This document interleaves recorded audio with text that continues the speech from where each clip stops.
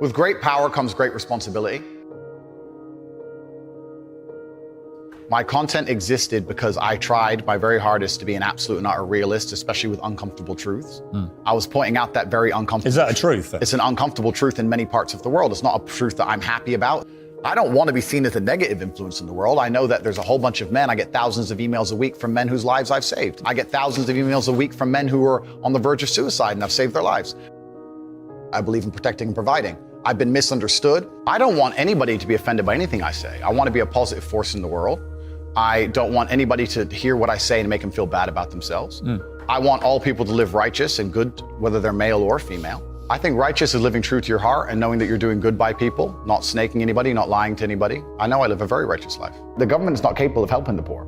And this is why it's so important as a person, you take personal responsibility and understand you're living in a world where the matrix can be cracked. You can make a bunch of money, but you need to take responsibility and do it. I refuse to accept that there are people out there who cannot become happy, contented individuals. I refuse to accept we live in a world where God has created people who, no matter how hard they work and how good their life becomes, can't be happy. I don't accept that. I accept that the universe is a very giving place and that God loves all of us. And if you try your best and you work hard, you can become a better person. I'm telling the younger generation that if they don't get up and work hard and make sure that they're important, that the world's not going to give a shit about them. 99% of my content was aimed at men, telling them the truth, saying that as a man, you're born with no inherent value. You have to become important. You have to go through some pain or go through some suffering to make people care about you. Otherwise, you're not going to matter. As a dude, if you walk into the party and you've put no effort into your life, nobody gives a shit. Nobody cares about you. And every man out here knows. And one of the great things about the masculine journey and masculinity is that we've all lived a semi-similar story. It's kind of cool. Like, we've all been the teenager, gets heartbroken. We've all been unimportant. We've all worked hard and then started to get some clout. And then we've all kind of lived the same kind of journey. So I say to everybody out there, yeah, if you don't follow that path and follow that journey and in one way or another get to the top, whether it's fighting, whether it's comedy, whether it's musician, whatever it is, if you're just going to stay somewhere near the bottom and then at the age of 44, email me saying I'm depressed, well, of course you're depressed. You're a loser. Yeah. But that was your choice because you have to build yourself as a man. And if you decide not to build yourself, then your life's going to suck. My main message is to resist the slave mind, to understand that every single thing you're being told has an agenda behind it or you wouldn't be told it otherwise, to examine every strongly held belief you have and try and identify where it comes from and why you have it. I sit and argue with people, I discuss things with people, and they so fervently believe a point. And I say, why do you believe that so much? Like, do you have personal experience? No, but I saw the news. The news told you X, and now you are desperate. You will sit here for hours arguing that point. A lot of people are completely empty vessels ready to be programmed. And I try and tell people, listen, to just stop for a second and understand that the things they're telling you to believe are not necessarily for your benefit.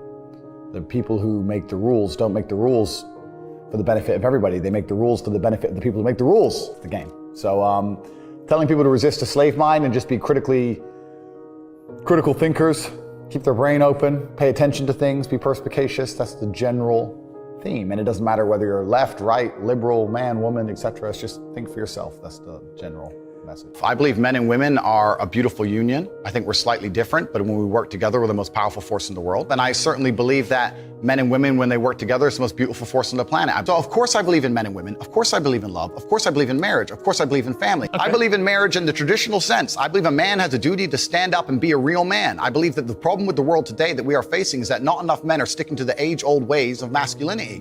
I believe that me standing up and saying a man must protect a woman and provide for her, so he needs to make sure that she's safe. He needs a degree of authority. I believe women are sovereign individuals and they can make any choice they so desire.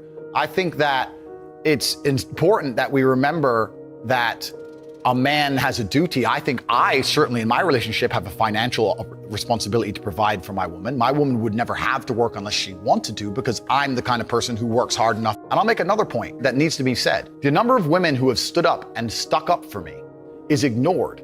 Thousands of women are making videos saying, I've met Andrew Tate, he's such a nice guy. I wish I had a man like Andrew Tate who felt responsible to protect and provide for me. You know what? I do belong to my husband. That's why I married him and I love him. We ignore the thousands of women who stood up and stood by me and said everything I said is true. This is that there's a large contingent of men who still want to make money, go to the gym, be strong, drive a fast car, be traditionally masculine, and don't want to be shamed for that. And I believe that feeling depressed is real. I don't believe depression as a clinical disease is real. No. I think PTSD is very real. Unfortunately, I have some friends who suffer from that.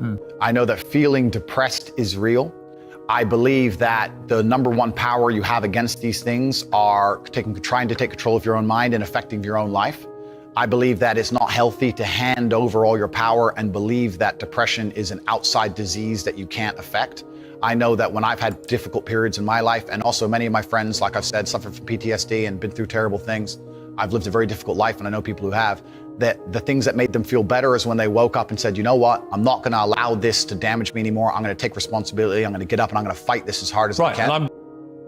If someone comes to me and says, I'm clinically depressed or I feel very, very sad, I would say the first thing you need to do is stop accepting the identity of a clinically depressed person. Stop accepting you have no control over this. And what you need to do is stop identifying that way, and let's work together to try and fight against it. A lot of people who are clinically depressed are suffering with something in their life, and if you fix the problem in their life, perhaps they won't feel depressed anymore. The thousands of people who have emailed me saying, my doctor told me I was clinically depressed and it's a disease that I have got in my brain and I can't be fixed. And I started listening to you and I realized that that's not the case and I can fix my own life, and you're the only person who has ever helped me. I believe feeling depressed is real. I do not believe it's a disease that you catch from the sky and you cannot affect. I believe that no matter what happens, I believe you have control of your own mind and you can fight against it. I believe if you change your circumstances in your life, you may feel different. I'll give you a quick example. I had a guy who emailed me saying he was clinically depressed and he was going to kill himself. I obviously am not a psychiatrist, I'm not a doctor. I told him, because I replied to my emails. I said, have you been to a psychiatrist? He said, yes, I'm clinically depressed. I've been on these pills, this amount of time. I'm on antidepressants, it doesn't work. I said, I don't know what to say to you besides this. And he said he lost his girlfriend, that's why I became clinically depressed. I said, listen, go to the gym, get a six-pack first. Once you've got a six-pack, email me again. If you still feel like killing yourself, I don't know what else to say to you. But I'd say, strong body is a strong mind, go train. He went, he started sending me progress pictures, emailing me him getting in better shape, and eventually got a six-pack. He's now a professional bodybuilder. And he said, I can't believe I was considering that. I feel so much better, etc. The doctor was telling him he was clinically depressed and couldn't cure it. He started taking control of his own life, and now he felt better. That if somebody has depression of any kind, whether it's clinical, whether it exists or not, whether they feel depressed or not, whatever, that taking control of their life, taking personal responsibility and working hard is always going to be the positive, best thing they can possibly do for their life going forward. How positive is it? Of course, money can't buy happiness, I agree. But money is the third most important thing in the world. First is your health, because you have nothing if you're going to die. Second is your relationships, because you need love and family, that matters the most. But money can buy everything else. So money's the third most important thing. The average people come to me and say, what do I do? I'm just the average guy. And my only answer is stop being the average guy. It's my only answer. You can't just be the average guy anymore. The idea from the 1950s that you can just be the normal, average, law-abiding, hard-working citizen and you'll have a good life is gone. Any man out here who goes, I'm just going to work hard, do my bit, and obey the laws, and I'll have a good life. No, you won't. No, you will not. Just doing your job is never going to make you rich, because you're just going to be taxed into infinity and you're going to stay broke. So just obeying laws and doing your job now has set you up to be a peon and a slave for eternity. You have to get yourself in a position where you're making enough money. You don't know what to talk about, then you don't understand money. So go learn how money works. Go learn how a bank works. Go sit on YouTube for free. You don't just pay 50 grand in 4 years like a university. Go sit on YouTube and understand money, banking, or the real estate market, any of it. Understand the last housing price crash, why it happened, understand mortgage rates and how that's affected by interest rates. Understand it, and then go sit with someone else who understands it and talk about it. People should, even if they haven't got a penny in the world, should be going to these meetings about real estate, about investing, especially if it's cheap, they should go. Just meet other people who at least have money. Have conversations about money, talk about it. How are you gonna get what you don't talk about? And yes, the cycle of precipitation, right? So a cloud comes, it rains, it falls down to the ground, it goes under the ground, whatever, goes into a stream, it moves into the stream, goes to the ocean, evaporates again, up into a cloud, floats somewhere else, falls down again. It's always moving. That's how money is. People think that money is in these large, stagnant pools hidden in people's bank accounts. That's not really true. Money is constantly moving all the time. And if you can find a way to get in between it and stand in the right place at the right time, you're gonna get wet. I think that's the new modern way to view the world. It's an attention economy. It doesn't matter what you do. If you're getting attention, you'll make money from it. One habit that people need to adopt, and this is a habit I had for a very long time, and I've actually recently cleared it from my brain because I've reached a point where peace of mind is worth more than money. But every single time money is spent, you need to identify how your money was taken from you. And I say taken because money can't be made. Money is taken. Because the only people who can make money are the government. So if you're a government, you can make money. You can print it from thin air or a bank. But if you're a person, you're not making money. You're convincing other people to give it to you. You're taking money from others. So every single time you spend money on anything, you need to identify how it was taken from you. When you go and buy a coffee, don't just go buy the coffee and sit down. Sit and say, why did I buy this coffee? Okay, I really wanted coffee. Yeah, but then why did I go into this store and not that store? Is it better advertising? Does it have less of a line? Do they have seating? How did they convince me to come in here? How much did this coffee cost? £6. What's the profit margin on that? Probably £5.50, £5.80 probably by the time. The cup probably costs more than the coffee. The coffee is just water. How did they convince me to spend £6 in this place? And when you sit there and analyze and you all start to learn little lessons about business, you'll learn about the importance of the signage. You'll learn about the importance of there being no queue. Yeah. So that if you ever run a business, I'm telling you, I say with my business, my people all the time, faster. All the time, quicker. Yeah. Like I have a couple businesses that are physical. I'm like, I don't want to see a line. I don't want it to see empty because it looks bad. So when there's lines, you work fast. When we're down to 1 or 2 people, you take your time, you talk to the customer. Right. You keep it so there's like always one person at the thing. Like manage the line. Like people don't think about this stuff. No one's gonna sit and wait in a long queue. Maybe some idiots will, but people like me won't. We got shit to do, right? My time's worth money. I'm not gonna stand and wait in a line. So you have to identify how your money is taken from you. If you start doing that with every single time you spend anything ever, you're gonna start to identify business opportunities, and you're gonna sit there and you're gonna have coffee and you're gonna go, you know what? They could have sold cake and they didn't. Could I outcompete this place? Let's imagine I had the money to start a coffee shop right next door. How would I outcompete them? Well, I'd have cake because they don't have cake. Also, most people in here are businessmen. And the guy serving some dude. No, we need a cute waitress. His ass is fired. We need a chick. Put a chick here, put some cake in. Financial Times, there's business people in. People don't even think about this stuff. They don't use their brain ever. They don't ever look around and realize how they're loose spending their money. They don't look around and look at which businesses are successful. They don't look around and pay attention to anything. They don't look at the world and all the things that are happening and how it can benefit them. None of it. They don't look at any of it. They're too busy following the circus. This is why it's clown world. I was walking to college with a couple of my friends, and a Ferrari drove past. And I said, bro, you see that? And he goes, yeah, what about it? I said, doesn't that piss you off? I must have been about 16. He goes, why? So this dude has 400 G's for a car, 400 grand. I'm walking 4 miles to college because my mom hasn't got any car. He has 400 grand. Do you think he works a job? Do you think he's behind a counter somewhere? He knows something about the world that I don't know. And they were like, well, he's rich. I'm like, yeah, I know. I didn't say he wasn't rich, dummy. I'm saying he knows something about the world I don't know. And I was intrigued and it angered me. I couldn't sleep for weeks. I was pissed off. Every time I saw somebody with genuine money, I understood that everything I was being told and taught and they were trying to make me believe just simply wasn't true. I was like, none of these people are getting these things by following the path that the system is trying to make me follow. And everybody intrinsically knows this.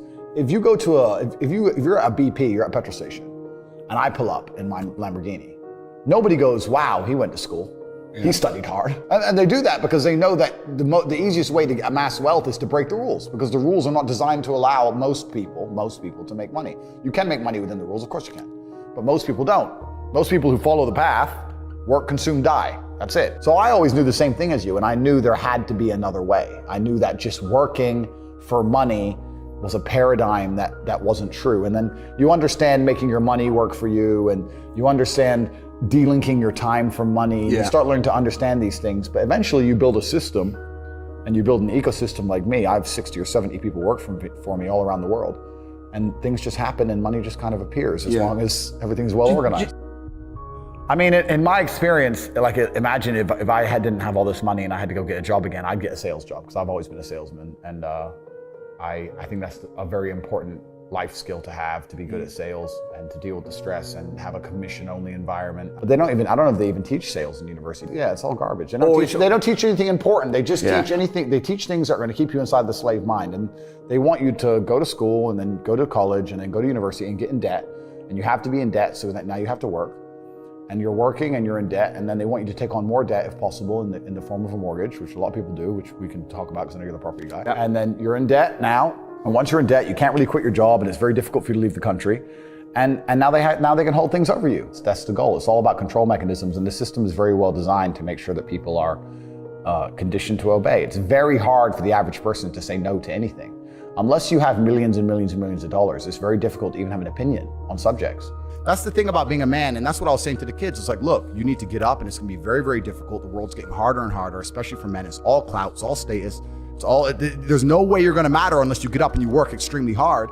Should young men aspire to work very hard, have no criminal record, become multimillionaires, protect and provide for the women close to them, be sovereign so they can stand up and have their own points of view in face of cancellation, be able to not be mentally intimidated when they go on national TV and there's traps set up for them? Yeah, I believe that confident, strong men who stand up and protect and provide for women are a good thing for the world and a good force for the world. And I don't think that I put a magic spell on anybody. I think there's a whole bunch of men in the world who understands my value. And if men grow up to be like me, you're gonna have a whole bunch of people with no criminal record, dedicated athletes, who protect and provide for the people close to them,